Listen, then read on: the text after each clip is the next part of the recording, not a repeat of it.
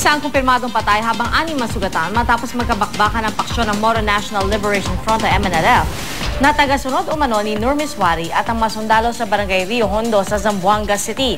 Ayon sa Task Force Zamboanga, pasado 1:00 ng madaling araw kanina nang sumiklab ang gulo roon. Ito'y matapos tangkayin sa gipin ng mga miyembro ng armadong grupo ang kanilang naarestong kasamahan na sinita ng mga rumorondong pulis. Sa ngayon, daan-daan ang residente ang lumikas dahil sa patuloy na bakbakan. Ayon kay Habib Mujahab Hasim ng MNLF Islamic Command Council, galing umano ng Zamboanga, Sibugay, Sulu at Basilan ang paksyon na ito ng MNLF. Hindi rin daw niya mag-contact ngayon si Nur Miswari. Naging tensyonado umano ang sitwasyon ng gawing human shield na armadong grupo ang may 20 residente. Dahil sa gulo, sinuspindi na ang klase sa lahat ng antas sa buong lungsod.